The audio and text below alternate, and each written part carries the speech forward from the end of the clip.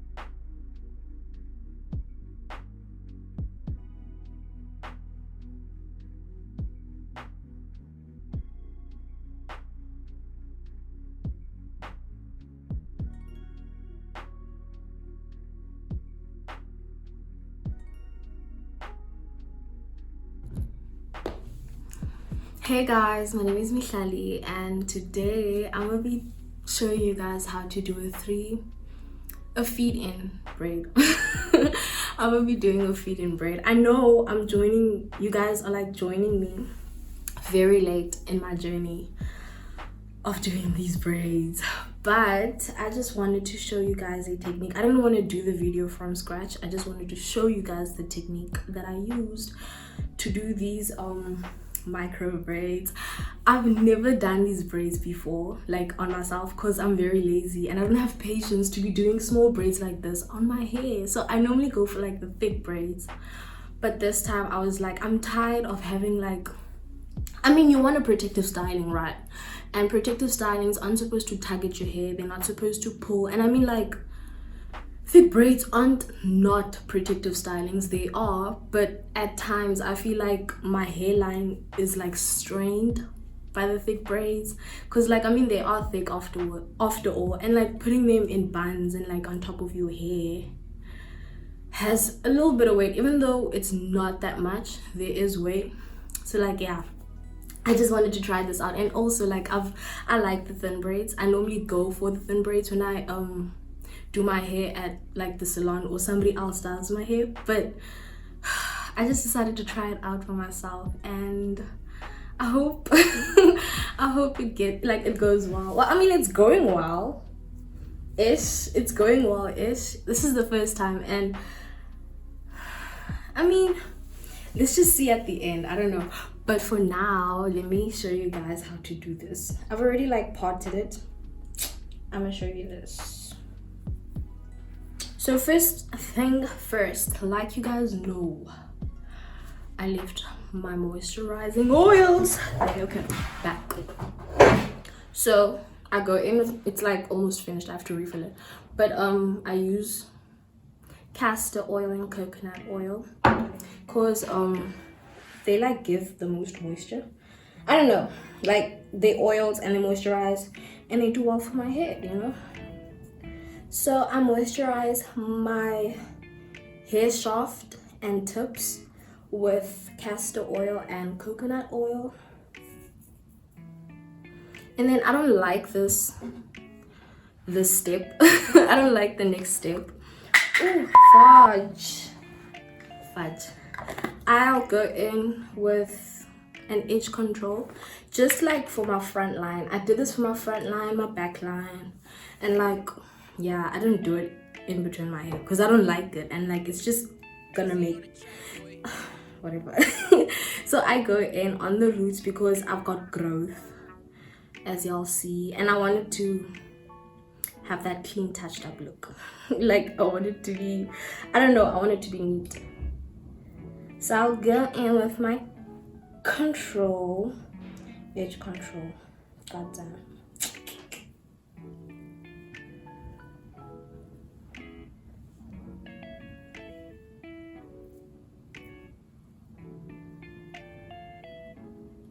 Only reason why I don't like putting edge controls or gels at the roots of my hair is because it creates buildup, like with different brands of edge controls. I know there are some that don't like create that buildup, but eco styling gel does.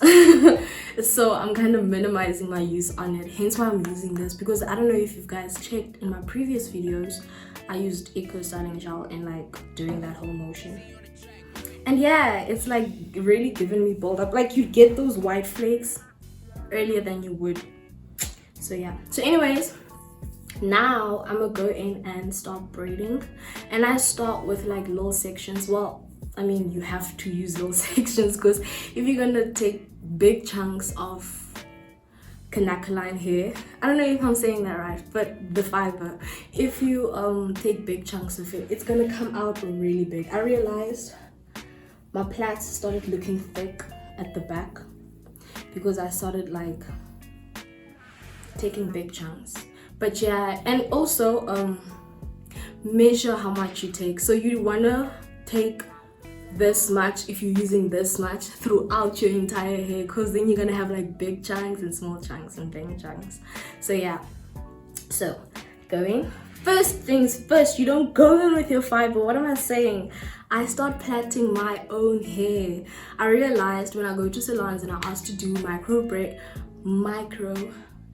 feed in braids, I actually mentioned feed in braids, they be like, oh yeah sissy, come, I can do it. And then I get there, I sit, and then the lady starts braiding my hair like from the roots with the fiber, and I'm like, where is the feed in?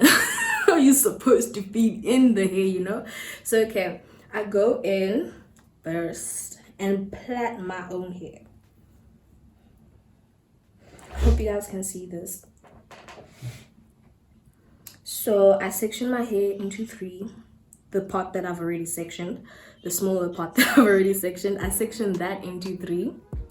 And then I start plaiting.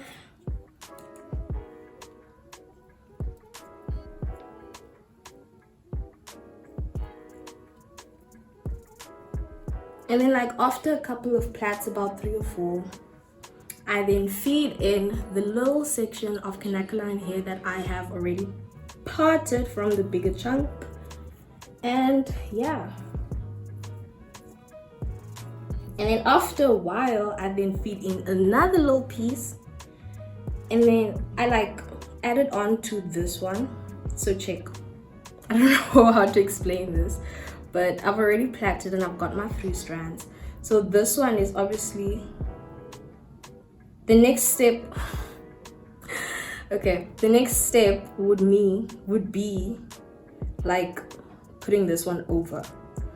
But before I do that, I then add this to this one and the middle one, and then the one that I'm supposed to, you know, flap over, I don't add hair too, and then I flap that one over, and then I flap this one over, and then I flap this one over, and now you don't even see where I flapped and like added in hair, you know? So yeah, just keep flapping. I don't know if that's even the correct term, but keep flapping. Is it flapping? No, it isn't. Just do what I was doing. Don't listen to what I'm saying.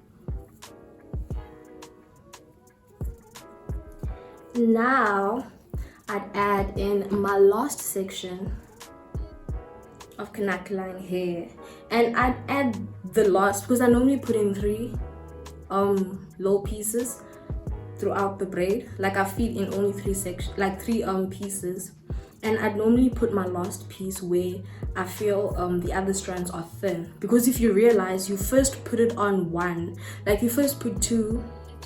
I don't know if it's pointless explaining this, but okay, you first put a canacoline on your own hair, on your own 2 strands, and then there's one that is like without canacoline, and then you braid.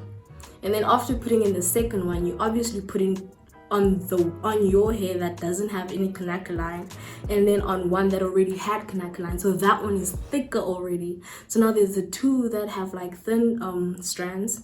I add that on there. Does that make sense? I hope it makes sense. And then I just braid. Also, try tucking in your hair while braiding, and I find tucking in, like when you twist, the connect line while braiding it. Like I twist this one like this and then braid it, and then I twist this one and then braid it, and then twist this one and then braid it. Hope that makes sense and helps you. But yeah, that's how I try tucking in my own hair, because if you don't, you'll realize you have your own hair sticking out, and you can't go in with a scissors and cut your own hair, because that's gonna give you troubles once you remove the hair, like the fiber or the braiding. So yeah, I'll then just braid throughout till the end, and that's it.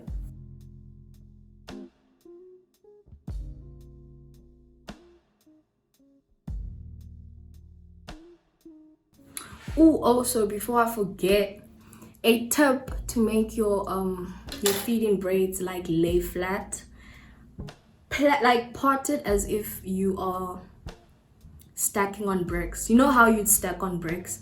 You'd put one brick here and then another brick and then another brick, and then you wouldn't put the second brick on top of the other brick. You'd normally put it like slightly halfway, like lapping over towards towards the second brick. I don't know.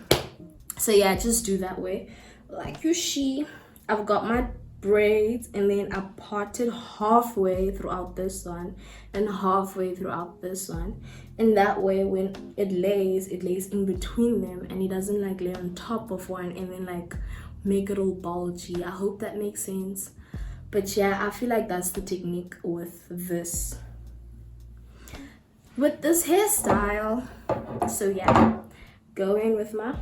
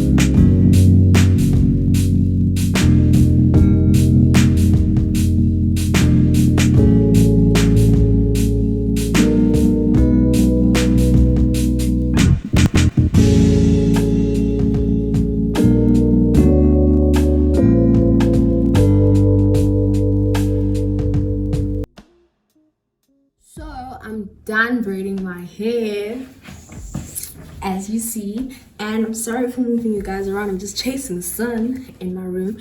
So now what I'm gonna do is apply mousse on my, like where my hair is, so that it lays down flat. Even though I tried tucking it in, I'm gonna apply mousse and then dip my ends in water, because we want to make it as laid and thin as possible. Not thin, but like the water makes it loose. The water makes it loose. So that is what I'm about to do at this very moment. I'm just gonna apply mousse to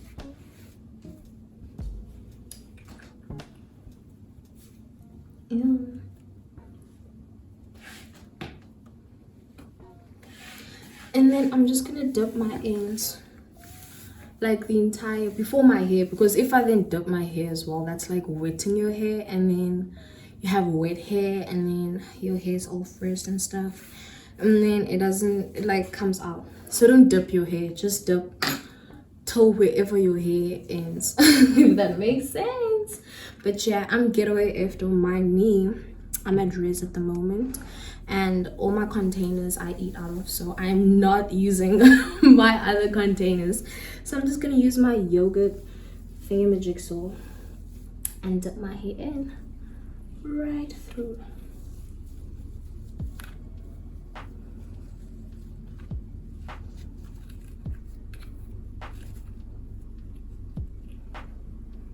Oh, sharp.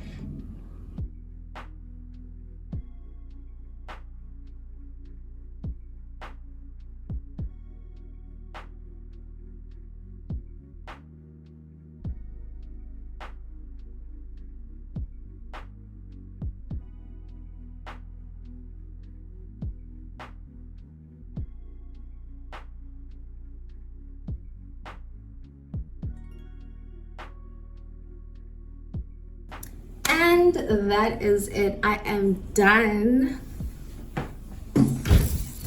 I'm finally done. And before I forget, I remembered while I was finishing the rest of my hair, one thing I want to tell you guys to remember when like actually braiding your hair from your roots. Well, once you start, like even if you're not doing the feed-in technique, or like you're just implanting your hair from scratch with the fiber or whatever, just try from the sectioned hair, try situating your braid in the center of the section that you've sectioned out that you're about to implant. That makes it look way better than having your braid and then it's starting on the side right here and then there's like hair right there, you know. So just try centering your braid. That makes like the effect even way more better. But yeah, from me, that's it, and I hope you guys enjoyed the video. Thank you so much for watching, and please stay tuned for the next one. Bye.